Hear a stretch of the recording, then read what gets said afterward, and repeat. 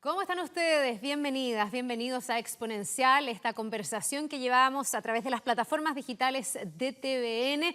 Hoy día con un tema muy interesante. Podría parecer del futuro, pero no, ya está instalado en la sala de clases, también en la casa. ¿Qué pasa con la educación en esta era de la inteligencia artificial? ¿Qué cambia? ¿Cuáles son los desafíos? Vamos a conversar de esto gracias al auspicio de AIEP. Y tengo conmigo a varios expertos que son quienes van a nutrir esta conversación. Se los voy a presentar. Estamos con José Antonio Álvarez de Toledo y Mella, vicerrector académico de AIEP. Gracias, José Antonio, por estar con nosotros y bienvenido. Muchas gracias por la invitación. También nos acompaña Paula Aguirre Aparici, ella es vicerrectora de Inteligencia Digital de la Universidad Católica. Bienvenida, Paula, gracias por estar con nosotros. Y estamos con Pablo Zamora, presidente de la Fundación Chile. Bienvenido, Pablo, también. Muchas gracias por la invitación. Ya, partamos con una pregunta un poco general para que luego vayamos profundizando los distintos aspectos y sobre todo los distintos desafíos que esto supone, porque ya está aquí y estamos lidiando con la inteligencia artificial básicamente en todo, pero hoy día vamos a hablar y nos vamos a centrar en la educación. En una frase les quiero preguntar a todos ustedes, ¿la inteligencia artificial en educación hoy es más una oportunidad o un riesgo? Parto con José Antonio. En mi opinión, yo creo que es una oportunidad. ¿Por qué? Porque tiene la capacidad de potenciar las habilidades del ser humano para hacer distintas cosas, ¿ya? Acelera la productividad, genera eficiencia, te da luces de creatividad. Evidentemente hay que tener una suerte de contrapunto, no es necesariamente llegar y creerle a la inteligencia artificial todo lo que propone, por eso el juicio de uno como experto es re importante, pero sin lugar a duda creo que es una tremenda oportunidad, igual que cualquier otra revolución tecnológica o industrial que ha existido en el pasado, son siempre oportunidades. Un optimista de la Sí, inteligencia artificial. Paula, ¿riesgo o oportunidad? Oportunidad también. También. Que hay que aprovechar de buena forma, pero también es una oportunidad, aparte de los que ya mencionaban, de capturar mucho mejor las especificidades de cada estudiante y de entender cuáles son sus mejores formas de aprender, cómo podemos llegar a cada uno de ellos con exactamente la retroalimentación, con el contenido y con los apoyos que los estudiantes necesitan para desarrollar justamente las competencias que el mundo de la inteligencia artificial actualmente requiere, que no es solo saber usar la inteligencia artificial, sino que sobre todo tener capacidad de plantear buenas preguntas, de plantear soluciones a problemas, de tener pensamiento crítico, de evaluar también los resultados y las opiniones de la inteligencia artificial o de otras personas, etc. Pablo, ¿cuál es tu mirada? ¿También optimista? Optimista, pero también reconozco en la inteligencia artificial un riesgo enorme. ¿Cómo cuál? Un riesgo mal administrado. O sea, si se administra incorrectamente, puede ser riesgosa en varios sentidos. Primero, porque en el fondo puede aletargar a parte de la población en el sentido que encuentra todas las respuestas sin hacer investigaciones propias, que no, cuando no se logra discernir entre lo cierto y lo verdadero. Muchas veces la inteligencia artificial lo que hace es el compendio de opiniones que existen acumuladas en el ciberespacio y no necesariamente las respuestas son las respuestas más acordes. Entonces uno tiene que tener sentido sentido crítico de poder disectar cuáles son las fuentes apropiadas para poder recurrir, hacer las preguntas correctas y básicamente cuando uno no tiene las ganas de querer investigar se queda con las respuestas más certeras y más simples que encuentra. Y eso hace que de algún modo el sentido de búsqueda de la aproximación de la verdad se va limitando porque la gente espera que la inteligencia artificial resuelva por ella las necesidades de conocimiento y no se entra en un camino personal de búsqueda y de aproximación a ese proxy de verdad. Entonces, creo yo que pese a que es una oportunidad enorme por los temas que se plantearon acá, existe un riesgo de que la gente deje en la inteligencia artificial de algún modo la respuesta que no es capaz de encontrar por ella misma. Y eso es muy riesgoso porque en el fondo te encuentras con una población cada vez más desinformada. Ya, José Antonio, ¿tú coincides con eso? ¿Habrá un riesgo en mirar a la inteligencia artificial como un reemplazo en lo educativo más que como un complemento o una herramienta que se ponga al servicio de esa educación? Yo creo que en parte lo que dice Pablo es cierto, digamos, pero todo depende un poco del nivel de involucramiento que uno tenga con el tema aplicado tanto en la educación, la formación o los negocios. Yo creo particularmente que la gente, en la medida que va conociendo más sobre inteligencia artificial, va evitando estos riesgos que dice Pablo, y va sacándole partido a las ventajas que tiene implementarla para poder mejorar todo lo que uno hace, ¿ya? Por lo tanto, ahí lo clave es la educación. O sea, si una persona está bien formada y tiene claridad de cómo utilizar esta tecnología o cualquiera de manera ética, sin lugar a dudas va a ser un impacto positivo. Entonces, nuestra labor como instituciones de educación superior es que la gente aprenda a utilizar esta o cualquier tecnología, pero con un sentido ético. Claro, porque me imagino que hay otro riesgo, que no sé si es un riesgo propiamente tal, pero puede ser que se mal utilice o se utilice poco. O sea, si no estás bien formado, puede ser que nos quedemos en como una especie de uso muy básico de una herramienta que puede ser muy necesaria y muy complementaria, muy enriquecedora, ¿no?, para la educación, Paula. Por supuesto, el riesgo es que uno la utilice solamente como una máquina respondedora de preguntas, cuando justamente lo beneficioso sería utilizarla para poder profundizar en las preguntas y en las ideas que nosotros como humanos queremos ir planteando e investigando. Claro, puedo tener un uso como pobre o puedo tener un uso enriquecedor de esta tecnología. Exacto, lo mismo por ejemplo en creatividad. Hay muchos usos que si uno no tiene esa componente creativa y no tiene esa expertise más del mundo de las artes, las humanidades, es difícil intencionar y capturar. Pero si uno junta los dos elementos, la mente humana creativa con las posibilidades que la inteligencia artificial entrega, se producen resultados que son realmente espectaculares. Pero solamente la herramienta, sin esa componente, digamos, de pensamiento humano, tampoco logra por sí sola lo que la combinación virtuosa así entrega. Claro, y a lo mejor el equilibrio ahí, me pregunto, Pablo, si no estará entre utilizar esto intuitivamente versus utilizar esto con una formación, con una preparación para en el fondo darle el uso y exprimir todo el potencial que tiene y no quedarnos como en esto, me dio la respuesta más fácil, digamos. Claro, de hecho, el entender la mecánica del cómo se generan los códigos para poder crear una inteligencia artificial o estudiar lo que se llama el lenguaje natural de la programación, son habilidades que hoy día, bajo mi perspectiva, son tan importantes como aprender a sumar y restar. Entonces, si las personas en formación, primero, si el mundo de la escuela, el mundo de la universidad, no desarrolla habilidades digitales en las personas, justamente nos estamos perdiendo el componente que se hablaba anteriormente, que era como cómo sopesar esa parte humana con la parte digital. Y te queda como un mero usuario de una interacción uno a uno con la inteligencia artificial. Sin embargo, si entiendes la mecánica y la lógica de cómo se programa, que un tipo de lenguaje específico, es como aprender un idioma en el fondo. Cuando tú aprendes un nuevo idioma, cuando tú aprendes a programar y entiendes las bases de la programación, también tu mente tiene algún grado de neuroplasticidad que hace que estés más preparado y más receptivo a las transformaciones tecnológicas. Te va a costar menos, va a tener menos resistencia y eventualmente vas a poder desarrollar mejores aproximaciones a la interacción con la tecnología.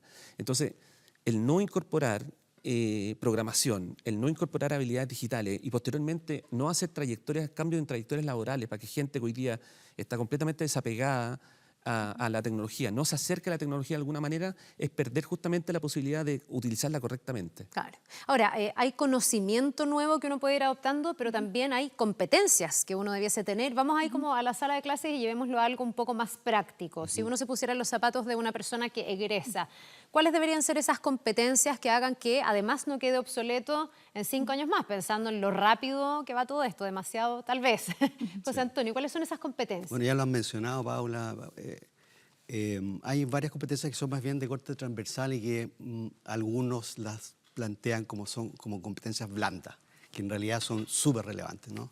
Todo lo que tiene que ver con pensamiento crítico, análisis computacional, las capacidades que uno tiene para innovar o hacer cosas nuevas a través de la creatividad, creo que son capacidades bien transversales a cualquier profesión, ¿ya? Lo técnico es súper técnico y uno tiene que evidentemente estar manteniéndose al día, pero en el día a día el trabajo en equipo, el trabajo en red con otras personas depende mucho de este tipo de capacidades o de habilidades que tienen que ver con el desarrollo personal, ¿ya? En ese sentido, creo que las personas que hoy día están adquiriendo habilidades también llamadas verdes, ¿cierto? Sostenibilidad, innovación, habilidades digitales, son personas que van a empezar a destacar en sus ámbitos de acción, ¿no? Porque en el fondo van a poder aplicar lo que han aprendido técnicamente, pero también con un enfoque distinto, mucho más creativo. Y en el día de mañana, si deciden cambiar de rumbo, eso que aprendieron hoy día les va a servir en este otro camino.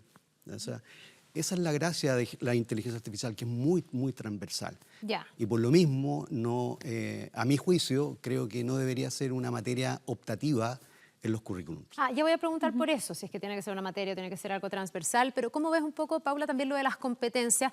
Tú hablabas esto también de que el escenario puede cambiar, estamos en escenarios súper flexibles y muy cambiantes, muy rápidos. Me imagino que ahí la competencia o la habilidad de ser flexible está dentro del catálogo de lo que debiesen tener como formación los estudiantes de hoy, ¿no? Absolutamente, y la capacidad de autoaprendizaje.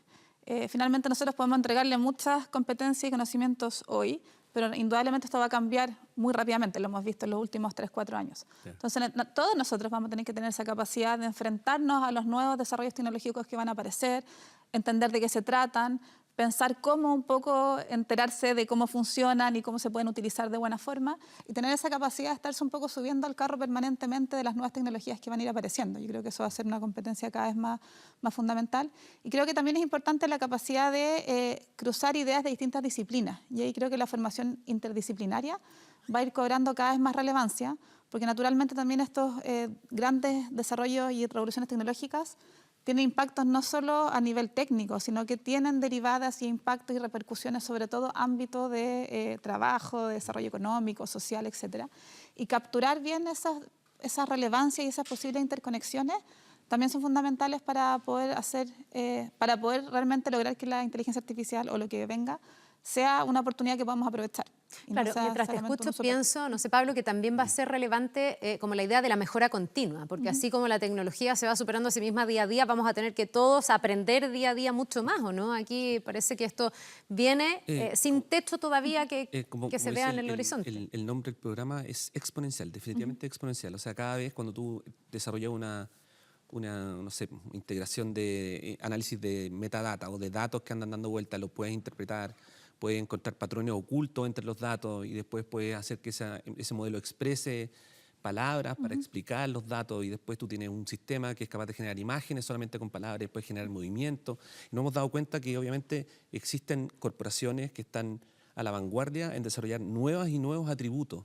Entonces, lo que tenemos que reconocer también es que nosotros siempre vamos a estar tarde en la formación. O sea, los cambios curriculares que van a ocurrir tanto en las escuelas como en la universidad o centros de formación técnica van a ir necesariamente retrasados. La regulación va a ir necesariamente retrasada. La política de regulación va a estar retrasada.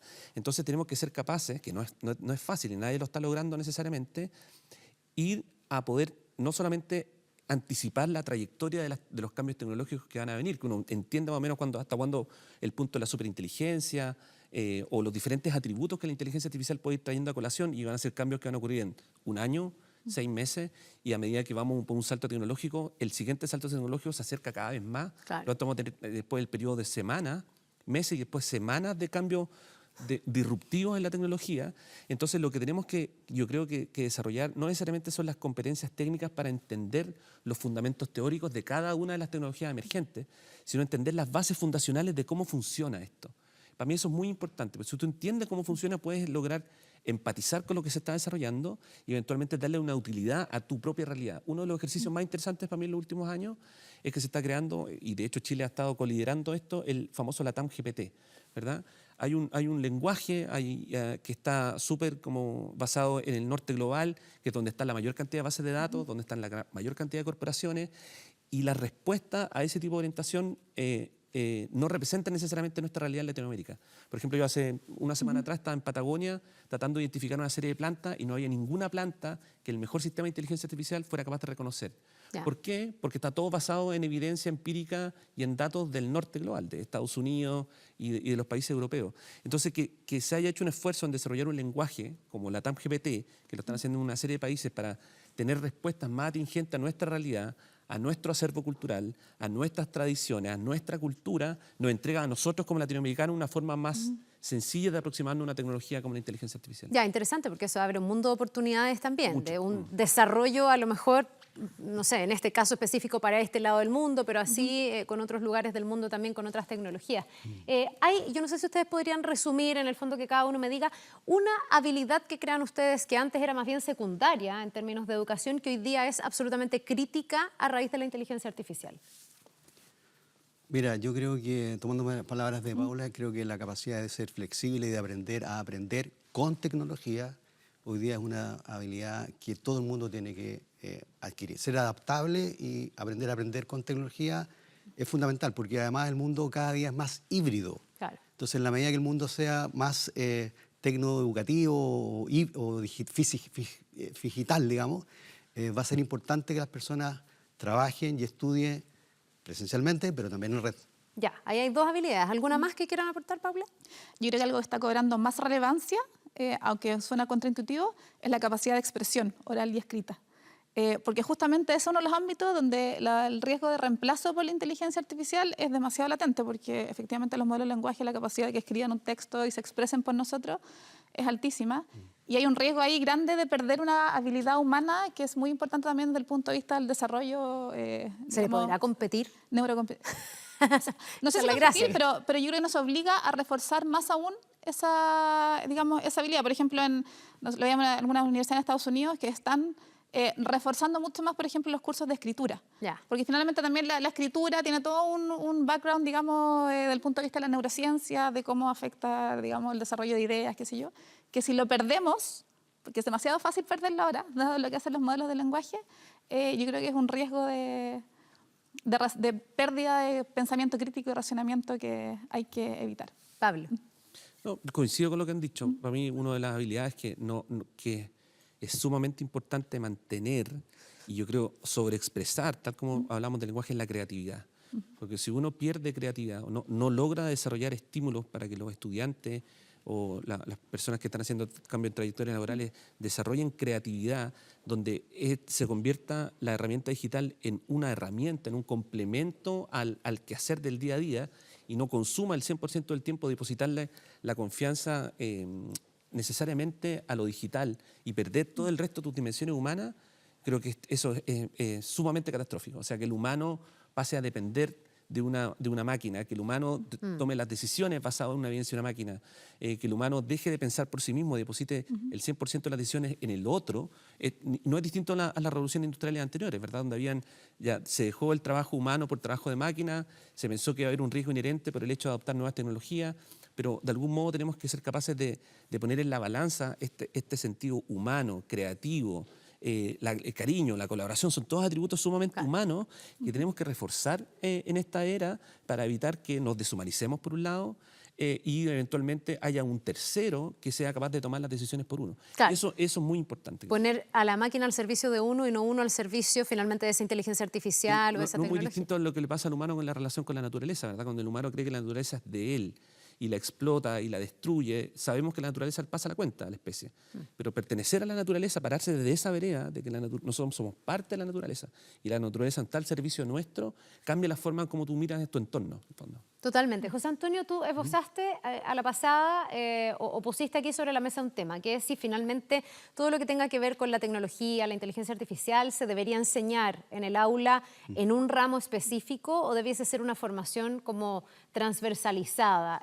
Tú decías que prefieres el segundo enfoque, ¿no? Seguro. ¿Por sí, qué? De todas maneras.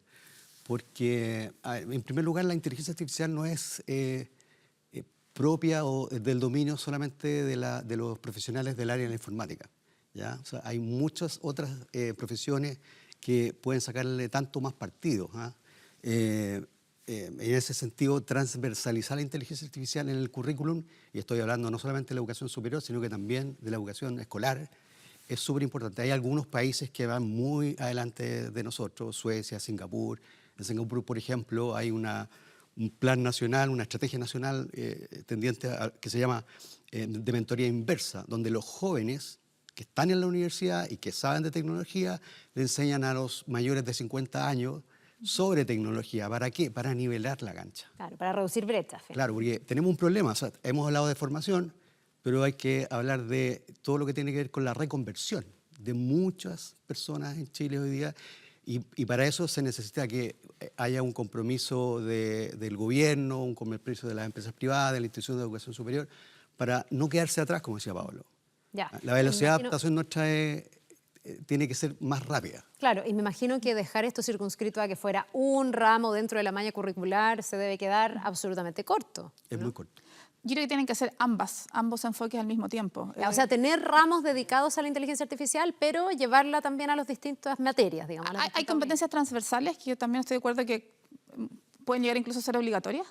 Y no solamente un curso, sino que a lo mejor un paquete de cursos. Por ejemplo, se piensa en minors, en ciertas como certificaciones que te dan un pool o un paquete de competencias transversales, pero también uno ve que en cada profesión específica hay usos tan avanzados Claro. y tan necesarios de conocer para los profesionales que van a salir al mundo laboral a futuro, que es impensable no considerar también cursos específicos en cada una de esas áreas. Por ejemplo, en medicina, la introducción de inteligencia artificial en todo lo que es diagnóstico, atención clínica, es fundamental que los médicos conozcan eso y puedan entender cómo realmente se está aplicando en su campo específico. Y lo mismo uno puede identificar en prácticamente todas las profesiones. Claro. Y obviar eso en la formación es una condena para los futuros profesionales. Yo me imagino que estamos hablando de formación de estudiantes, pero también de los profesores. O sea, si los estudiantes están en esta mejora continua, ¿para qué decir los profesores? Si es que pensamos esto de una manera transversal, en todas las materias, en todos los ramos, dentro de una malla curricular, todos los profesores empiezan a tener como ese desafío de estar preparados y actualizados en todo lo que la inteligencia artificial va avanzando. Claro, de hecho hay varios ejemplos bien notables ahora respecto a cómo la inteligencia artificial ayuda a los profesores. De partida de cómo se hacen las presentaciones para presentar temáticas específicas, ayuda a la programación de las clases. Ahora yo acabo de conocer un caso de gente que está desarrollando integración de indicadores para poder dar respuestas personalizadas respecto a las trayectorias académicas de cada estudiante y recomendarle a ese estudiante, de acuerdo a su canal de aprendizaje, cuáles son los tipos de hitos que tiene que cumplir a lo largo del año para poder corregir en base, si él es bueno en música, pero está malo en matemáticas, ¿qué tiene que hacer en música, específicamente como ejercicio para desarrollar sus habilidades matemáticas? Son cosas que antes para nosotros nos quedamos básicamente mirando una planilla y hoy día podemos integrarla. Por lo tanto, claramente los profesores hoy día cuentan con más herramientas, pero los profesores también necesitan formación para poder utilizarlas correctamente. Y es un desafío no menor, como existen cambios en las trayectorias laborales y desarrollo de habilidades digitales transversalmente. Los profesores son un sector bien particular. Pero tiene que haber voluntad política para que eso ocurra y tiene que haber ganas de querer hacer mejora continua de las competencias, porque en el fondo si los estudiantes de forma autártica desarrollan habilidades digitales en forma completamente desorganizada y el profesor tiene una formación de hace 30 años atrás, la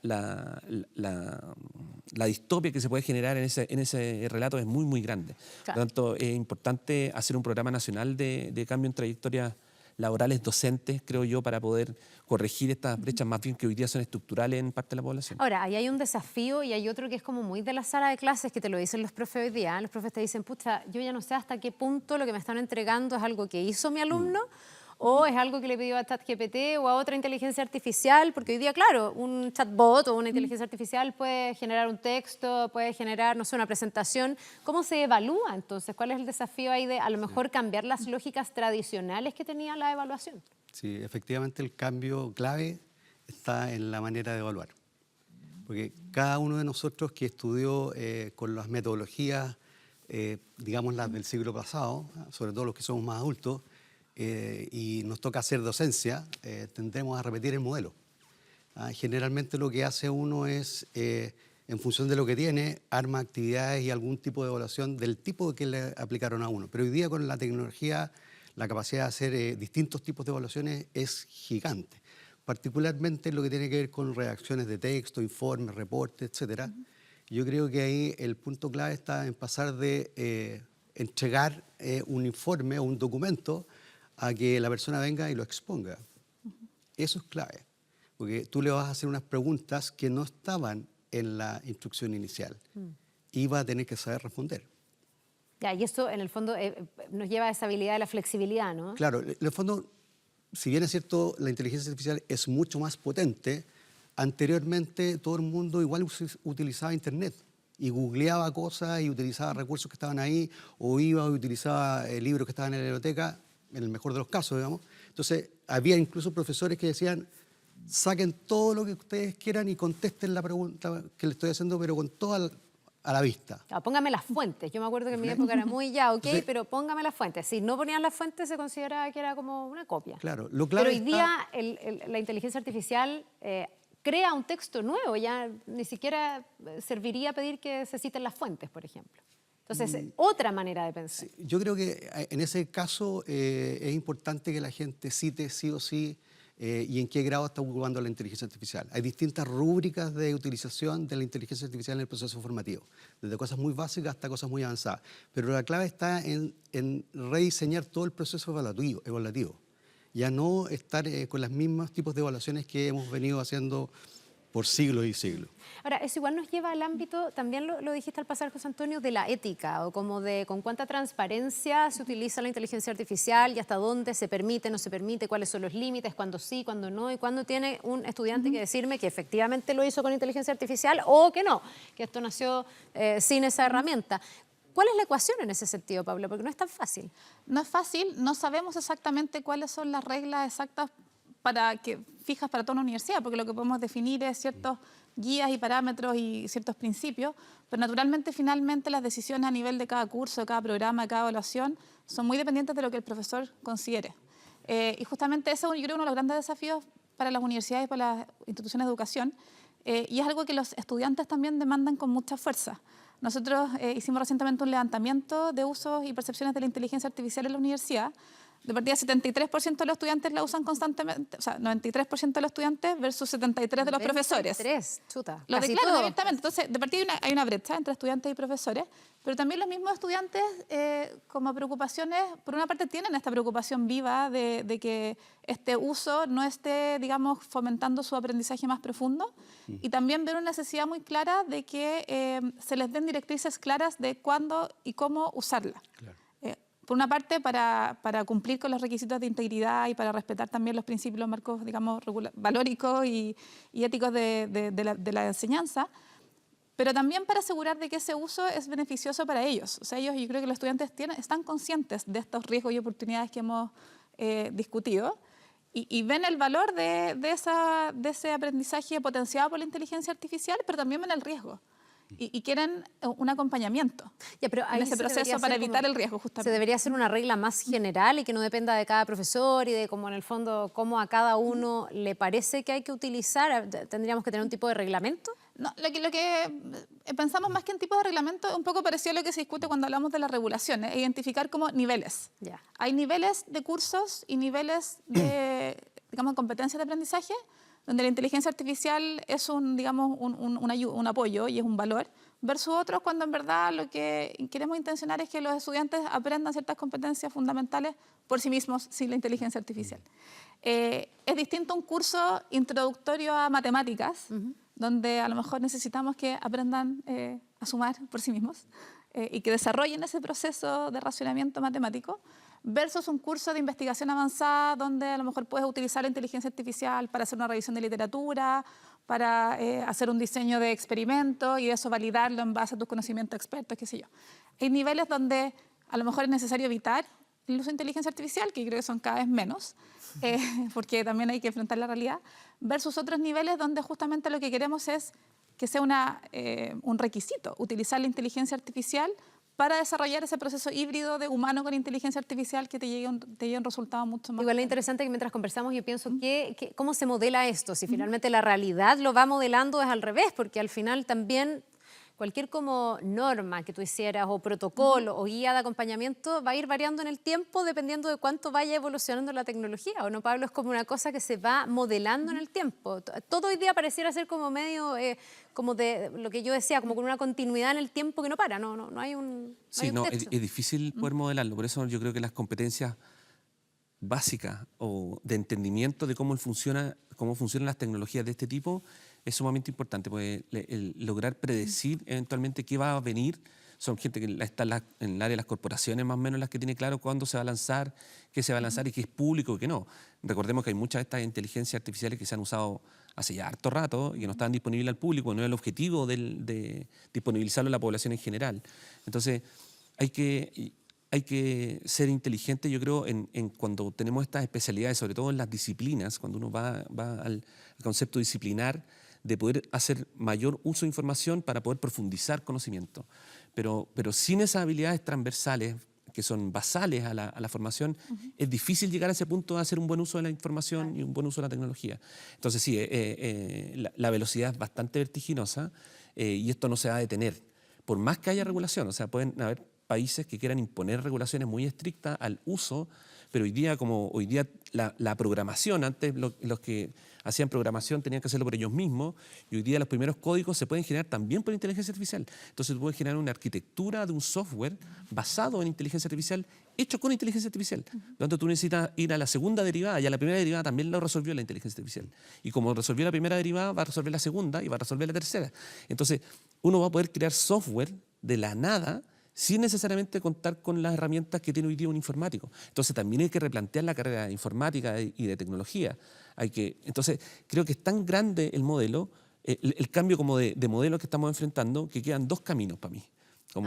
El camino de construir humanidad, y que esa humanidad que se construye en base a generar mejores relaciones humanas, mejor empatía, aumentar la colaboración, va a hacer que esta herramienta que se ha disponibilizado se utilice de mejor forma. Es lo irreemplazable eso. Claro. Sí, o sea, volver a lo esencial es muy importante, porque en el fondo tú te puedes convertir en un tecnócrata. En el fondo, depositar la confianza en todas tus decisiones en un tercero, no tener capacidad de análisis, no poder chequear las fuentes, con una herramienta de inteligencia artificial que están sesgadas ideológicamente por las fuentes de los datos, y en el fondo tú eres un espectador de cómo avanza el mundo. Entonces lo que nosotros queremos es que las poblaciones en Chile, los estudiantes nuestros, sean protagonistas del desarrollo de los cambios tecnológicos y no sean de algún modo, sean solo consecuencias de estas transformaciones. Claro, y que no renuncien a eso, ¿no? Que no claudiquen a generar humanidad. Claro, de seguir apegándose a lo que piensan, a lo que realmente son, y utilicen esto y no al revés. Ahora, hablemos un poco, porque para alcanzar ese desafío seguimos diciendo que los docentes son absolutamente fundamentales.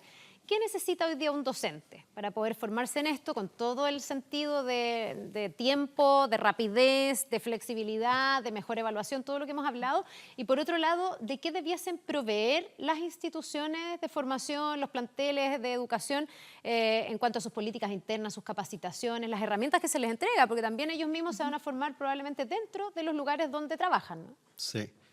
Mira, voy a hablar de mi caso, el caso de AYEP particularmente, donde el 100% de los profesores, que son casi 4.500 profesores semestrales, son personas que están activas en el mundo real y que por lo tanto vienen a hacer clases algunas horas de manera part-time a la institución. Esas personas, como tú bien dices, hoy día están recibiendo algo de formación o de capacitación, mejor dicho, por parte de las empresas. ¿Ya? Pero las instituciones de educación superior igual tenemos la responsabilidad de que eso que traen también lo puedan orientar de manera correcta en el proceso formativo, de acuerdo a tu modelo educativo. ¿Ya? Todas las instituciones tenemos un modelo educativo distinto, ¿ya? Con algunos énfasis en algunas cosas, con algunos sellos en particular.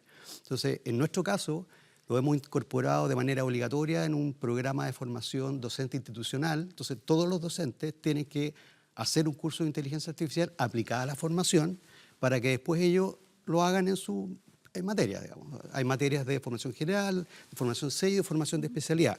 Entonces, dentro del currículum, nosotros tenemos algunas asignaturas obligatorias en toda la carrera, desde 2 años hasta 4 años, que son parte de una certificación, en este caso con el CENIA, pero también hay lineamientos, no es una especie de normativa, hay lineamientos instruccionales de cómo aplicar la inteligencia artificial en la creación de actividades de aprendizaje, en la creación de evaluaciones y en la creación de recursos educativos digitales. Entonces, eso se enmarca dentro de algunos asistentes que nosotros mismos desarrollamos, que son el asistente instruccional o el ayudante virtual, que están basados en inteligencia artificial, pero en nuestro modelo.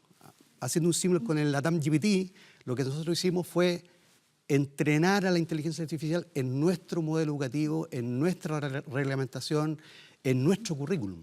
Entonces, hoy día, la ayuda que te dan estos asistentes está muy contextualizada y por lo tanto se genera un ecosistema de aprendizaje digital basado en inteligencia artificial. Y eso me imagino que crea como un perfil del docente bien claro para la institución donde se está utilizando esta herramienta. O sea, sí, claro. Si se logra entrenar como en ese modelo o, no sé, la Católica en otro, por ejemplo. No sé si hacen más o menos lo mismo o cómo ves tú, Paula, la forma en que se le debe entregar nuevas herramientas a los docentes, que por cierto, me imagino, deben demandar esas nuevas herramientas. Absolutamente, y muchos de ellos también tienen como están constantemente también en el caso de la universidad, sobre todo en el ámbito de la investigación, están permanentemente mirando los avances, los desarrollos y los usos que se dan de inteligencia artificial en sus propias disciplinas y trayendo ese aprendizaje que viene de la investigación también a la docencia. Esa es justamente la riqueza de la universidad.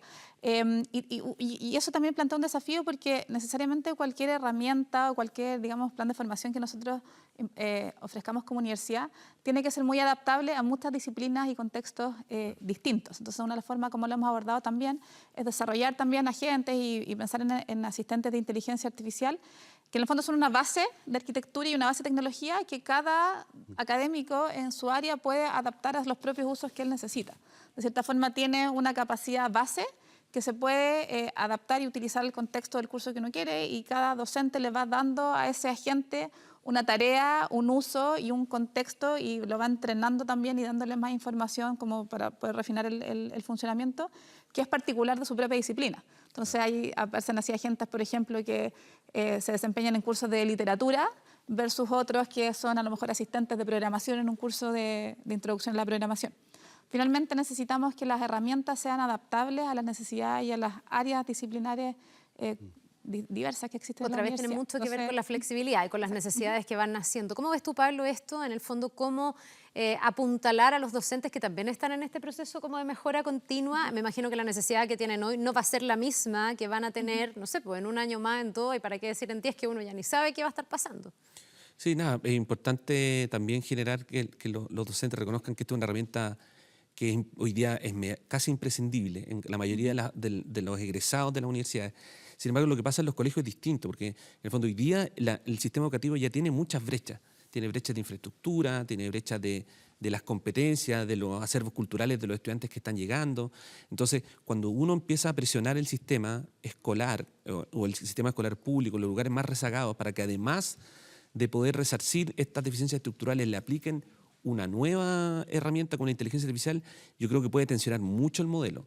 Entonces hay que ser cuidadoso en ir paulatinamente haciendo estas transformaciones, porque si uno obliga por decreto a que todos los profesores, por ejemplo, en las escuelas a nivel nacional, tengan habilidades digitales para poder subirse a este carro, van a haber muchos profesores que no van a tener ni el tiempo, ni la capacidad, ni el apoyo para poder hacer esta transformación, y el sistema puede reventar. Entonces, por eso cuando uno genera políticas públicas, tiene que hacerlo de manera paulatina, ojalá lo más cercano a los resultados de frontera que hayan, pero también tiene que trabajar de algún modo la voluntad de querer hacer estos cambios. Ya, pero sí es deseable que esto se vaya permeando desde lo más abajo posible para que tengamos ciudadanos finalmente formados en inteligencia artificial. Sí, o sea, en el fondo no, lo que yo no esperaría es que la sociedad en su conjunto sea experta en inteligencia artificial. No. Lo que yo esperaría es que una sociedad sea capaz de entenderla, de poder ponderarla y de poder de algún modo usarla correctamente. Nosotros vamos a tener un grupo de la población que va a ser experto necesariamente por sus labores del día a día. O sea, un bioquímico que antes necesitaba, por ejemplo,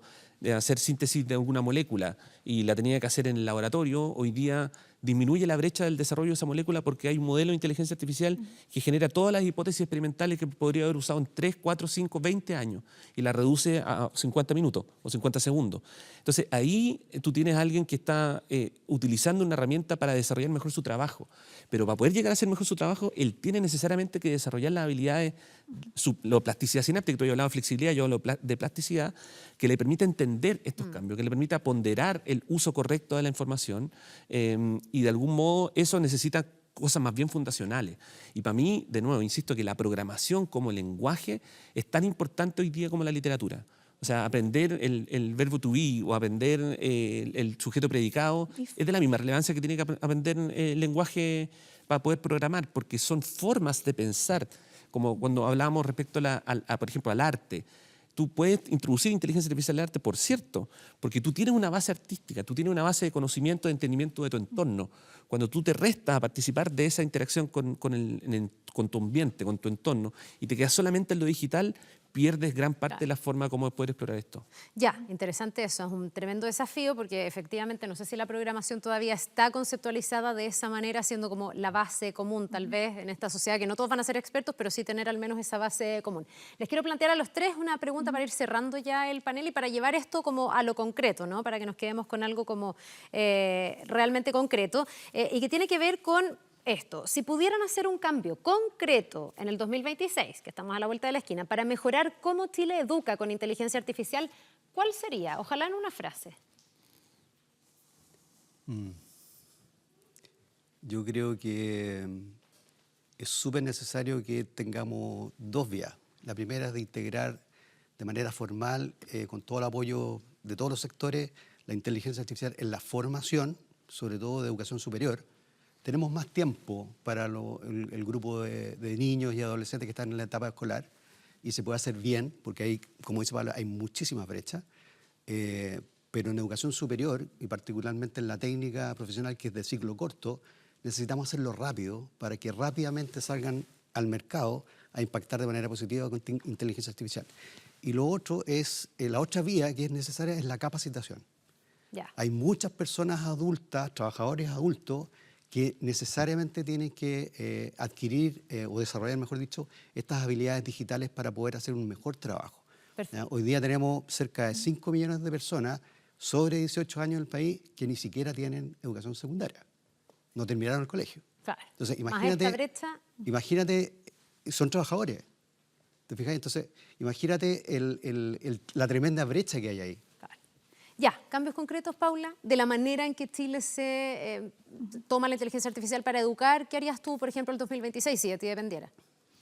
A nivel universitario, que es un poco el foco que me compete a mí, donde Sí. tengo la mente puesta más ahora, para mí el foco está en que todos los estudiantes tengan alguna experiencia de interacción con la inteligencia artificial, acompañada con la explicación de cómo esa inteligencia artificial se desarrolla y impacta en distintos ámbitos del quehacer, justamente para que tengan digamos, ese contrapunto de lo que puede hacer y lo que hace bien, versus la explicación de por qué falla, dónde falla y por qué tenemos que mirar también con espíritu crítico las respuestas y los resultados que la inteligencia artificial puede entregar. Perfecto. Pablo, tu cambio concreto para el 2026, una aproximación. Cursos de programación desde primero básico y cambio en las trayectorias docentes. Ya, pues, vamos a ver si nos está escuchando el Ministerio de Educación para hacerlo así de rápido, pero sería un buen cambio también. Les quiero agradecer a los tres, José Antonio Álvarez de Toledo y Mella, vicerrector académico de AEP, a Paula Aguirre Aparici, ¿así se dice Aparicio? Aparicio. Vicerrectora de Inteligencia Digital de la Universidad Católica, y Pablo Zamora, presidente de la Fundación Chile. Gracias por esta conversación muy interesante. Bueno, y esperemos que todos esos cambios vengan, cambio continuo, además, tal como lo hemos conversado. Que les vaya muy bien. Muchas Y ustedes gracias. invitados a seguir viendo Exponencial a través de todas las redes digitales y las plataformas de TVN.